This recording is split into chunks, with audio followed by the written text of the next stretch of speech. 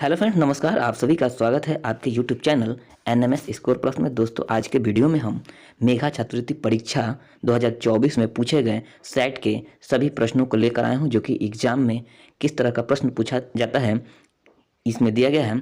तो चलिए दोस्तों, शुरू करते हैं। यदि चैनल पर नए हो तो चैनल को सब्सक्राइब कर लीजिए, बेल आइकन को प्रेस कर लीजिए, जिससे हमारा कोई भी वीडियो आप तक पहले पहुँचे।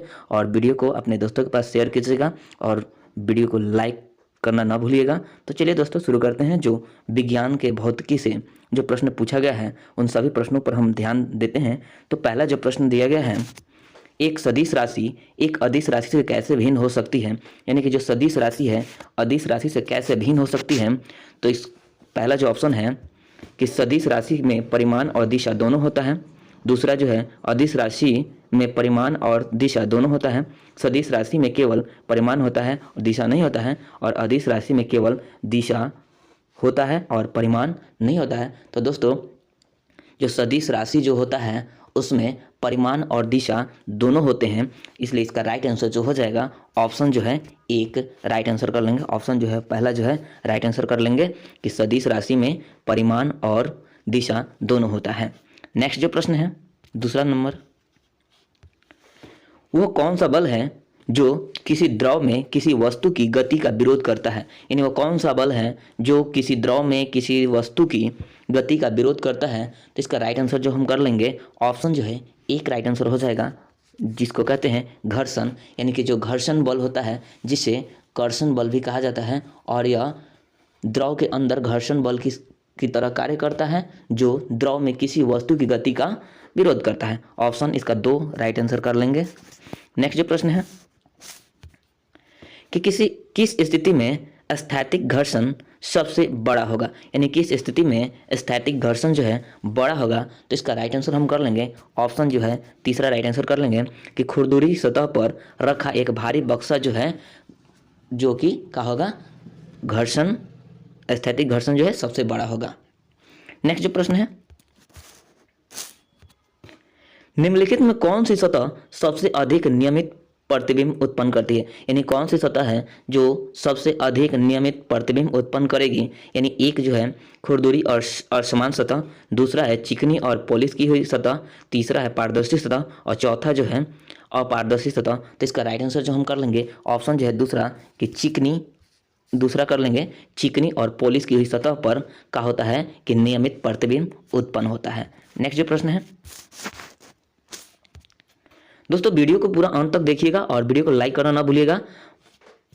अगला जो प्रश्न है कि एक 2 लीटर वर्ग क्षेत्र में 800 न्यूटन की बल लगाई जाती है तो क्षेत्र का दाब क्या होगा, यानी कि 2 लीटर वर्ग क्षेत्र में अगर 800 न्यूटन की बल लगाई जाती है तो इस क्षेत्र का दबाव जो है क्या होगा। तो इसका राइट आंसर जो हम कर लेंगे ऑप्शन जो है एक राइट आंसर हो जाएगा, यानी कि 400 न्यूटन प्रति मीटर वर्ग, 400 न्यूटन प्रति मीटर वर्ग। और बनता कैसे है, यानी कि 800 को हम क्या करेंगे 2 से भाग कर देंगे, यानी 400 न्यूटन प्रति मीटर वर्ग हो जाएगा। नेक्स्ट प्रश्न की ओर देखते हैं। बड़े क्षेत्रफल पर बल लगाने से, यानी बड़े क्षेत्रफल पर बल लगाने से दाब का मान किस प्रकार परिवर्तित होता है, यानी बड़े क्षेत्रफल पर जब हम दबाव लगाते हैं यानी दाब लगाते हैं जो उसका मान जो होता है परिवर्तित किस तरह होगा, यानी बढ़ता है, घटता है, या बराबर होता है, या तेजी से बढ़कर घट जाता है। तो इसका राइट आंसर जो हो जाएगा वो होता है कि घट जाता है, यानी बड़े क्षेत्र पर जब हम बल लगाएंगे तो दाब जो होता है वो घट जाता है। ऑप्शन जो है दूसरा राइट आंसर कर लेंगे कि जब बड़ा सतह होगा उस पर अगर हम बल लगाते हैं तो जो दाब होता है वो घट जाता है, और कम जगह होगा यानी कम क्षेत्रफल पर अगर बल लगाएंगे तो क्या होता है कि दाब का मान बढ़ जाता है। तो यहाँ पे दिया गया है कि बड़े क्षेत्रफल पर अगर बल लगाया जाता है तो दाब जो है घट जाता है। ऑप्शन दूसरा राइट आंसर कर लेंगे। नेक्स्ट जो प्रश्न है, जब एक प्रकार की किरण किसी दर्पण पर 25 डिग्री के कोण पर पड़ती है तो प्रतिबिंब का कोण होगा, यानी कि जब एक प्रकार की किरण किसी दर्पण पर 25 डिग्री के कोण पर पड़ती है तो प्रतिबिंब का कोण क्या होगा, 75 डिग्री, 50 डिग्री, 25 डिग्री या 100 डिग्री। तो इसका राइट आंसर जो हम करेंगे ऑप्शन जो है सी राइट आंसर हो जाएगा 25 डिग्री का। 25 डिग्री का परिवर्तन कोण होगा। और कैसे होता है, जैसे अगर कोई यह सतह है और ये अभिलंब होता है, और जब इधर से कोई भी आपतित किरण होती है तो परिवर्तित किरण इधर निकल जाती है। यानी कि जब इधर का कोण आई जो होता है अगर 25 डिग्री का होगा तो इधर का भी हमारा कितना होगा, 25 डिग्री का ही कोण बनेगा। तो इसलिए राइट आंसर हम कर लेंगे 3 नंबर, 25 डिग्री का कोण बनेगा। नेक्स्ट जो प्रश्न है, उच्च आवृत्ति वाली ध्वनि तरंगों को माना जाता है, यानी जो उच्च आवृत्ति वाली तरंग जो होता है ध्वनि तरंग, उसको क्या माना जाता है, जोर से ध्वनि, धीमे से ध्वनि, ध्वनि की तीक्ष्णता या पिच पर अधिक ध्वनि, या ध्वनि की तीक्ष्णता या पिच का कम होना। तो इसका राइट आंसर जो हम कर लेंगे ऑप्शन सी हो जाएगा, ऑप्शन सी, ध्वनि की तीक्ष्णता या पिच का अधिक होना होता है उच्च आवृत्ति वाली ध्वनि तरंग जो है। नेक्स्ट जो प्रश्न है, निम्नलिखित में ध्वनि किस माध्यम में चल नहीं सकती, यानी कौन ऐसा माध्यम है जिसमें ध्वनि चल नहीं सकती है। तो इसका राइट आंसर कौन सा होगा, हवा, पानी, निर्वात या स्टील। तो दोस्तों 9 नंबर का जो राइट आंसर हो जाएगा, जो ध्वनि जो है निर्वात में यानी वैक्यूम में नहीं चलती है। ध्वनि जो है वैक्यूम में यानी कि निर्वात में नहीं चलती है। नेक्स्ट जो प्रश्न है, निम्नलिखित में कौन सा बल असंपर्क बल है, कौन सा बल है जो असंपर्क बल है, यानी घर्षण, तनाव, चुंबकीय बल या सामान्य बल। तो जो असंपर्क बल होता है यानी कि बिना संपर्क के जो बल लगता है उसको हम क्या कहते हैं, चुंबकीय बल। ऑप्शन जो है तीसरा राइट आंसर कर लेंगे, चुंबकीय बल जो है बिना संपर्क के बल लगता है, इसलिए तीसरा राइट आंसर हो जाएगा। नेक्स्ट जो प्रश्न है, विद्युत लेपन में कैथोड किस तरह का होता है, यानी विद्युत लेपन में कैथोड किस प्रकार का होता है, धनावेशित, ऋणावेशित, उदासीन या उपयुक्त में से कोई नहीं। तो इसका राइट आंसर जो होता है विद्युत लेपन में जो है कैथोड जो होता है वो ऋण आवेशित होता है। ऑप्शन जो है दूसरा राइट आंसर कर लेंगे, ऋण आवेशित होता है। विद्युत लेपन में कैथोड जो होता है वो ऋण आवेशित होता है। तो चलिए दोस्तों, ये तो फिजिक्स के क्वेश्चन थे यानी भौतिकी के। अब अगला जो है रसायन से प्रश्न पूछे जा रहे हैं। तो रसायन में जो है जो 12 नंबर प्रश्न है कि वो कौन सा प्लास्टिक है जो अग्निशमन कर्मचारी के कपड़ों पर एक परत चढ़ाई जाती है ताकि अग्नि से उनका बचाव हो सके। यानी जो अग्निशामक जो होते हैं कर्मचारी वो किस प्रकार के कपड़े पहनते हैं, बैकलाइट, पॉलीथीन, टेफ्लॉन या मेलामाइन। तो इसका राइट आंसर जो हम कर लेंगे वो हो जाएगा ऑप्शन 4 हो जाएगा, मेलामाइन। मेलामाइन के बने कपड़े पहनते हैं। नेक्स्ट जो प्रश्न है,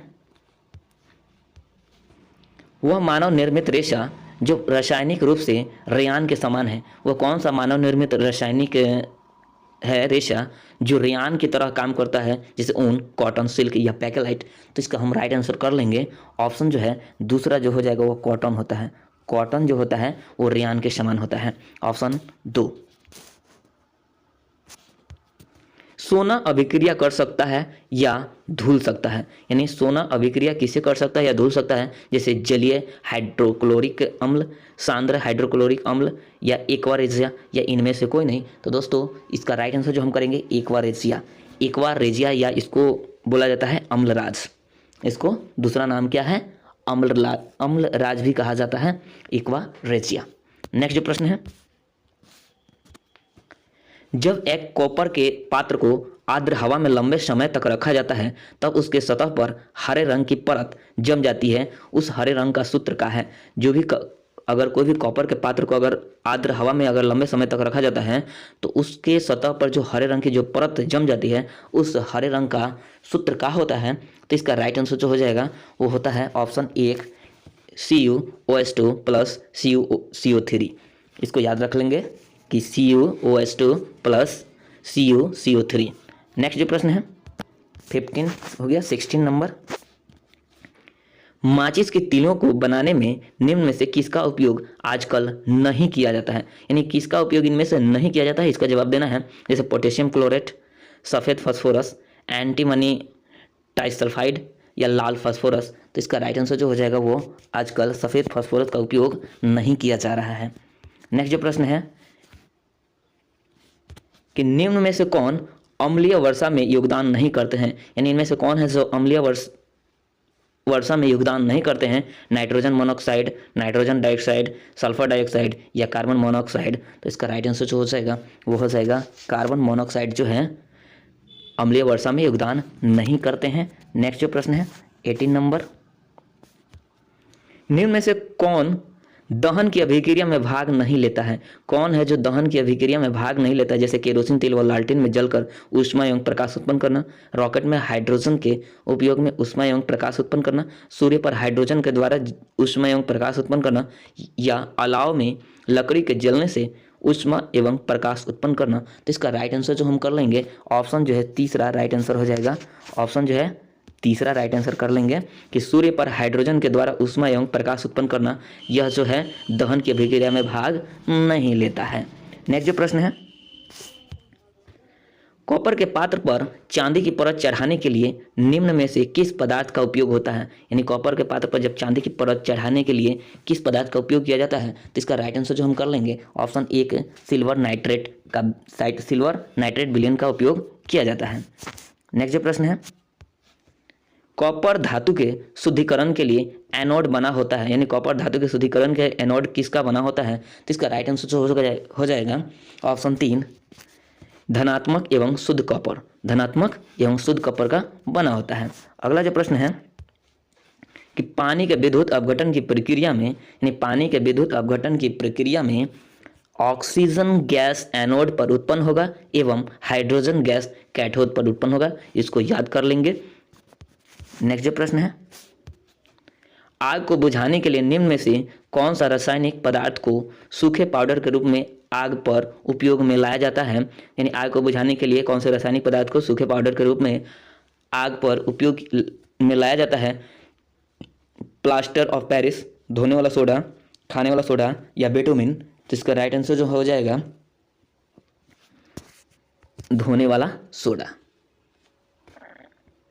22 नंबर का जो हो जाएगा ऑप्शन दो जो हो जाएगा, धोने वाला सोडा का उपयोग में लाया जाता है। तो चलिए दोस्तों, ये भी रसायन शास्त्र के भी प्रश्न को खत्म कर दिए और आगे चलते हैं जीव विज्ञान से। प्रश्न जो है कि फसल उगाने का पहला जो चरण होता है उसे क्या कहते हैं? यानी फसल उगाने का जो पहला चरण होता है उसको क्या कहते हैं? जैसे मिट्टी को उलटना और ढीला करना, खरपतवार को हटाना, मिट्टी में बीज डालना या मिट्टी में पानी डालना। तो इसका राइट आंसर कर लेंगे हम, यानी मिट्टी को उलटना और पलटना, यानी खेत की जुताई करना। अगला जो प्रश्न है, सूक्ष्म जीवों को वर्गीकृत किया गया है, यानी सूक्ष्म जीवों को वर्गीकृत किया गया है किस प्रकार वर्गीकृत किया? जैसे 2 प्रमुख वर्गों में, 3 प्रमुख वर्गों में या 4 प्रमुख वर्गों में या 5 प्रमुख वर्गों में। तो इसका राइट आंसर जो हो जाएगा वो हो जाएगा 4 प्रमुख वर्गों में वर्गीकृत किया गया है। इन चारों में है जैसे जीवाणु, कवक, प्रोटोजोआ तथा शैवाल। 4 प्रकार के हैं, जीवाणु, कवक, प्रोटोजोआ तथा शैवाल। नेक्स्ट जो प्रश्न है, निम्नलिखित में से कौन क्षय रोग के लिए रोग कारक सूक्ष्म जीव है? यानी क्षय रोग के लिए कौन सा है जो रोग कारक जीव है? जैसे प्रोटोजोआ, विषाणु, जीवाणु या कवक। तो इसका राइट आंसर जो हो जाएगा वो हो जाएगा जीवाणु जो है क्षय रोग के लिए रोग कारक जीवाणु है, रोग कारक सूक्ष्म जीव है। ऑप्शन जो है तीसरा राइट आंसर कर लेंगे जीवाणु। नेक्स्ट जो प्रश्न है, किस तापक्रम पर दूध को पाश्चरीकृत किया जाता है? यानी किस तापक्रम पर दूध को पाश्चरीकृत किया जाता है? 60 डिग्री, 70 डिग्री, 80 या 100। तो इसका राइट आंसर जो हो जाएगा वो हो जाएगा 70 डिग्री सेल्सियस पर। नेक्स्ट जो प्रश्न है, किस राज्य में बेतला नेशनल पार्क है? बेतला नेशनल पार्क जो है किसमें है? बिहार, झारखंड, राजस्थान या उत्तर प्रदेश। तो इसका राइट आंसर जो हो जाएगा 27 का वो हो जाएगा बेतला नेशनल पार्क जो है वह झारखंड में है और यह पलामू जिला में है। किस जिला में है?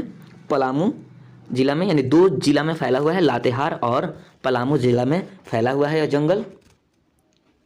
जंगल का है या नेशनल पार्क। नेक्स्ट जो प्रश्न है, वैसी अवस्था जिनमें मां के गर्भाशय में शरीर के सभी अंग पहचाने जा सकते हैं क्या कहलाता है? यानी वैसी अवस्था जिसमें मां के गर्भाशय में शरीर के सभी अंग पहचाने जा सकते हैं, तो युग्मज, भ्रूण, गर्भ या शिशु। तो दोस्तों इसका राइट आंसर जो हम कर लेंगे वो हो जाता है गर्भ। ऑप्शन तीसरा राइट आंसर कर लेंगे, गर्भ में जो है बच्चे के सभी अंगों को पहचाना जा सकता है। अगला जो प्रश्न है कि मनुष्य में निषेचन होता है, यानी मनुष्य में निषेचन कहाँ होता है? अंडाशय में, अंडवाहिनी में, गर्भाशय में या योनि में। तो दोस्तों 29 नंबर का जो राइट आंसर जो हो जाएगा वो होता है ऑप्शन 2, अंडवाहिनी में निषेचन होता है। अगले प्रश्न की ओर बढ़ते हैं। अगला जो प्रश्न है, स्त्री प्रजनन तंत्र के अंगों का सही क्रम है, यानी स्त्री प्रजनन तंत्रों के अंगों का सही जो क्रम है वो कौन सा हो जाएगा। ऑप्शन 1 2 3 4 दिए गए हैं। तो दोस्तों इसका राइट आंसर हो जाएगा 30 नंबर का ऑप्शन जो दूसरा हो जाएगा, दूसरा नंबर, यानी अंडाशय, फिर अंडवाहिनी, फिर गर्भाशय, तब योनि। इस तरह का इसका क्रम, सही क्रम सजेगा। ऑप्शन 2, पहले अंडाशय, फिर अंडवाहिनी, फिर गर्भाशय, फिर योनि। नेक्स्ट जो प्रश्न है 31 नंबर, कि कोशिका के किस भाग में गुणसूत्र पाया जाता है। कोशिका के किस भाग में गुणसूत्र पाया जाता है। कोशिका झिल्ली, कोशिका द्रव में, केंद्रक में या केंद्रिका में। तो दोस्तों इसका राइट आंसर जो हो जाएगा वो केंद्रक में गुणसूत्र पाया जाता है। अगला जो प्रश्न है 32 नंबर, कौन सा अंग टेस्टोस्टेरोन हार्मोन स्रावित करता है। टेस्टोस्टेरोन हार्मोन जो है स्रावित करता है। तो इसका राइट आंसर कौन सा है, जैसे अंडाशय, वृषण, अंडवाहिनी या गर्भाशय। तो दोस्तों इसका राइट आंसर जो हो जाएगा वो हो जाएगा वृषण। वृषण जो है जिसमें टेस्टोस्टेरोन हार्मोन स्रावित होता है और यह पुरुषों में पाया जाता है। यह पुरुषों में पाया जाता है, याद रख लेंगे, टेस्टोस्टेरोन जो है पुरुषों में पाया जाता है। नेक्स्ट जो प्रश्न है, निम्नलिखित में से कौन जीवाणु दलहनी पौधों के जड़ों में पाया जाता है। यानी दलहनी पौधों की जड़ों में जो है उसका नाम है राइजोबियम। राइजोबियम जो है दलहनी पौधों की जड़ों में पाया जाता है, जो वायुमंडलीय नाइट्रोजन को विलेय रूप में बदल देता है। ये मिट्टी के सूक्ष्म जीव होते हैं और ये क्या करते हैं, नाइट्रोजन स्थितीकरण करते हैं। नेक्स्ट जो प्रश्न है, खेत से अवांछनीय पौधे को हटाने को कहते हैं। यानी खेतों से जो अवांछनीय पौधे, यानी जो काम के पौधे नहीं हैं, उसको हटाने की क्रिया को क्या कहा जाता है, जैसे जुताई, सिंचाई, निराई या फसल कटाई। तो दोस्तों इसका राइट आंसर कर लेंगे निराई। इसको हम निराई कहते हैं। और अगला जो प्रश्न है, निम्नलिखित में से कौन भिंडी में पीली सीरा मोज़ेक रोग के लिए उत्तरदायी है। यानी भिंडी में जो रोग होता है पीला सीरा मोज़ेक रोग, वो किसके लिए उत्तरदायी है। यानी विषाणु से होता है, जीवाणु से, कवक से या शैवाल से। तो दोस्तों इसके राइट आंसर हम कर लेंगे ऑप्शन 1, विषाणु के द्वारा होता है। विषाणु के द्वारा, वायरस के द्वारा भिंडी में मोज़ेक रोग होता है, विषाणु के द्वारा। नेक्स्ट जो प्रश्न है सामाजिक अध्ययन से, और यहाँ पे इतिहास के प्रश्न हैं, पहले दिए गए हैं। तो यहाँ पहला जो प्रश्न है 36 नंबर, कि कोलंबस किस देश का निवासी था। कोलंबस जो है किस देश का निवासी था। तो कोलंबस का तो ऐसे पूरा नाम जो है क्रिस्टोफर कोलंबस है और यह अमेरिका की खोज करने वाले थे। और इनकी अगर स्थानीय पता जो है, यानी निवासी जो की बात की जाए, तो यह स्पेन के निवासी थे। कहाँ के, स्पेन के। कोलंबस स्पेन निवासी थे और इन्होंने अमेरिकी उपमहाद्वीप का खोज जो कि 1492 में, यानी 1492 में पता लगाया था। अगला जो प्रश्न है, औद्योगिक क्रांति का प्रारंभ किस देश में हुआ। तो औद्योगिक क्रांति के प्रारंभ जो है सर्वप्रथम इंग्लैंड में हुआ था। इंग्लैंड में। ऑप्शन जो है राइट आंसर कर लेंगे 4, इंग्लैंड में हुआ था। अगला जो प्रश्न है, प्लासी के युद्ध में अंग्रेजी सेना का नेतृत्व किसने किया था। तो प्लासी के युद्ध में अंग्रेजी जो सेना का नेतृत्व जो है किसके द्वारा किया गया था। तो इसका राइट आंसर जो हो जाएगा वो हो जाएगा रॉबर्ट क्लाइव के द्वारा किया गया था। रॉबर्ट क्लाइव, ऑप्शन दूसरा हो जाएगा। अगला जो प्रश्न है कि बिरसा मुंडा का जन्म कब हुआ था। तो बिरसा मुंडा का जन्म जो है 1875 में हुआ था। 1875 में। ऑप्शन जो है तीसरा, यहाँ पे 1875 याद कर लेंगे। 1875 जो है याद कर लेंगे, 1875 में हुआ था, 15 नवंबर 1875 में। ऑप्शन यहाँ 74 दिया गया है, लेकिन इसको हम 75 याद कर लेंगे। अगला जो प्रश्न है, टिस्को की स्थापना कब हुई थी। टिस्को की जो स्थापना है कब हुई थी। तो इसका राइट आंसर जो हो जाएगा 1907 में टिस्को की स्थापना हुई थी और यह झारखंड राज्य के जमशेदपुर में स्थित है। झारखंड राज्य के जमशेदपुर में स्थित है टिस्को। नेक्स्ट जो प्रश्न है, वुड्स डिस्पैच नीति किस क्षेत्र से संबंधित है। तो वुड्स डिस्पैच नीति जो है किससे संबंधित है। तो इसका राइट आंसर हम कर लेंगे शिक्षा से संबंधित है। वुड्स डिस्पैच नीति जो है शिक्षा से संबंधित है। नेक्स्ट जो प्रश्न है कि हरिजन नामक पत्रिका किसके द्वारा निकाली गई थी। हरिजन नामक जो पत्रिका है किसके द्वारा निकाली गई थी, महात्मा गांधी, सुभाष चंद्र बोस, भगत सिंह या जवाहरलाल नेहरू। तो इसका राइट आंसर जो हो जाएगा वो महात्मा गांधी जी के द्वारा निकाला गया था हरिजन पत्रिका। और यह कब निकाला गया था, 1933 में। याद रखेंगे 1933 में हरिजन नामक पत्रिका निकाला गया था। अगला जो प्रश्न है, विधवा पुनर्विवाह के लिए आंदोलन किसने चलाया था। तो विधवा पुनर्विवाह के लिए जो आंदोलन है वो राजा राम मोहन राय हैं, ज्योतिबा फुले, ईश्वरचंद्र विद्यासागर या पंडित रमाबाई। तो दोस्तों इसका राइट आंसर जो कर लेंगे हम, ईश्वरचंद्र विद्यासागर के द्वारा विधवा पुनर्विवाह के लिए आंदोलन चलाया गया था। और यह कब हुआ था, तो 1800 याद रख लेंगे 56 में, 1856 में। नेक्स्ट जो प्रश्न है, प्रथम समाज की स्थापना किसने की। प्रार्थना समाज की स्थापना जो है किसने की थी, दयानंद सरस्वती, ज्योतिबा फुले, ईश्वरचंद्र विद्यासागर या गोविंद रानडे। तो दोस्तों प्रार्थना समाज की जो स्थापना है वह, इसका राइट आंसर जो हो जाएगा गोविंद रानडे। गोविंद रानडे का ऑप्शन जो 4 हो जाएगा। नेक्स्ट जो प्रश्न है, अगले प्रश्न की ओर बढ़ते हैं कि सती प्रथा का अंत कब हुआ था। तो सती प्रथा का अंत जो है कब किया गया था, तो ऑप्शन जो है 4 राइट आंसर कर लेंगे। सती प्रथा का जो अंत है 1829 में हुआ था। और इसकी अगर बात की जाए कि इसके प्रणेता कौन है, तो राजा राम मोहन राय। अगला जो प्रश्न है, भित्ति चित्र एवं अरिपन किस कला के रूप में है। तो भित्ति चित्र और अरिपन जो है वो मधुबनी कला है, यह मधुबनी कला है। दीवालों पे नक्शा बनाया जाता है, चित्र बनाया जाता है। अगला जो प्रश्न है कि गांधी जी के सत्याग्रह का प्रथम प्रयोग कहाँ किया। गांधी जी ने सत्याग्रह का प्रथम प्रयोग जो है दरभंगा, चंपारण, पटना या गया। तो दोस्तों इसका राइट आंसर जो हो जाएगा ऑप्शन 2 हो जाएगा, चंपारण में गांधी जी ने सत्याग्रह का प्रथम प्रयोग किया था। अगला जो प्रश्न है,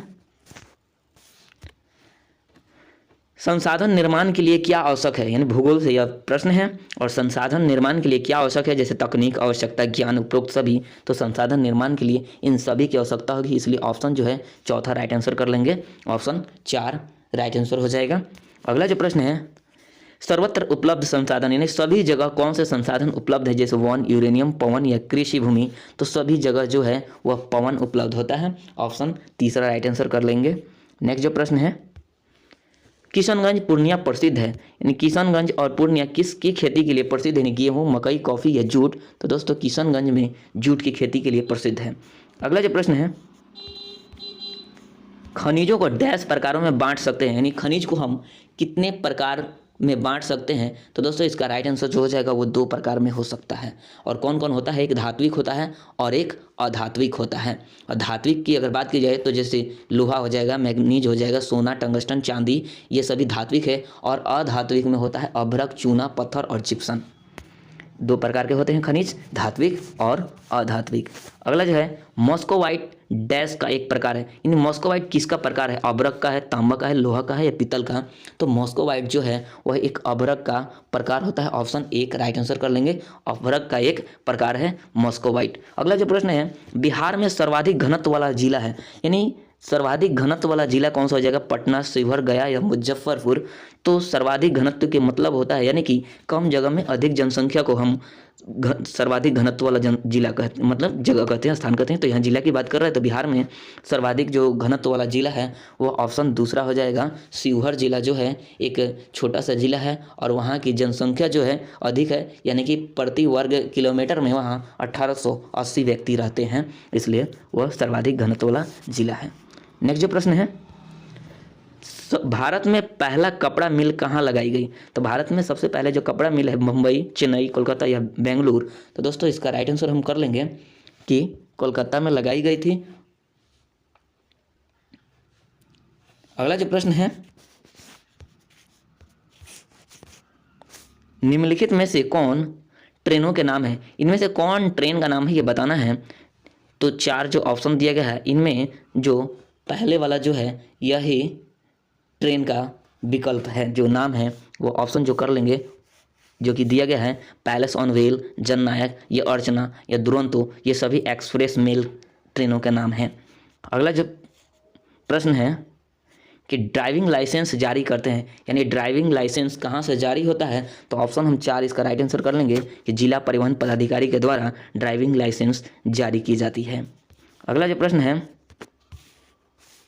वृत्त आरेख को कहा जाता है, यानी वृत्त आरेख को दूसरा क्या नाम से जाना जाता है? तो इसको हम कहते हैं चक्र आरेख, चक्र आरेख के नाम से भी जाना जाता है।